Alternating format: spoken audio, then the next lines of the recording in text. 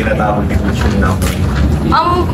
Ang pinapasok ko lang po sa isip ko kasi pag wala pong laro si Ate Love, sinisip ko lang po na kaya kong i-fill up yung sarili ko sa lugar niya. Like,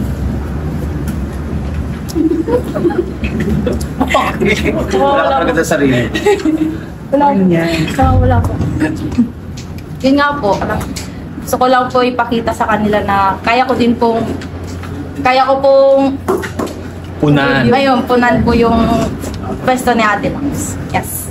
Coach and Bella, ano lang masasabi sa pinapakita ni Abby so far? Wala pa siya sa sarili niya. Hindi, siyempre masaya kami dahil rookie siya. Alam naman namin talaga yung kapasidad, yung skills. Actually, no high school siya. Rookie MVP ka, di ba? Ay, sa high school MVP, ano ba?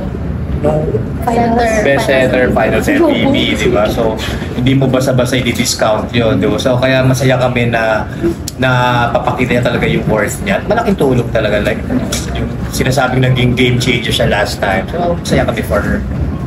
Ako din naman po, kasi sa training pa lang po ako po personally nakikita ko po si Abe na talagang nag-step up po siya. And yun nga, lumalabas naman po sa game na mayroong kaming backup kay Lance if may kung wala ka na sila or wala na sa ano.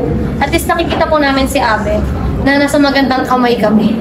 And yun nga, high school pa lang naman po siya, nakikita ko naman po na may future po talaga siya. Thank you po. For Bella, consistently so far mataas yung defensive numbers mo, biging receiving. So paano mo na-embrace yung season na mas may defensive target on your back kumpara siguro yung previous seasons? Kasi po sa training pa lang, ang naka-mindset kasi talaga sa akin, dapat yung depensa namin is maganda. So, for me, para mapaganda yun is pakita ko sa team ko na kaya naman ng bawat isa sa amin na dumipensa na maganda, na maging consistent. Thank you po. And laban po kami ni Denver. Charot. Hindi siya papatalo. Hindi pa ko mapatalo kay Denver. Abe ka? Yan nga, bilang backup nilang, meron ba siyang mga sinasabi sa'yo kapag kunwari papasok ka na? May mga advice ba siya sa'yo? Meron po, kalmahan ko lang daw sa loob ng court, smile lang. Baby ka lang.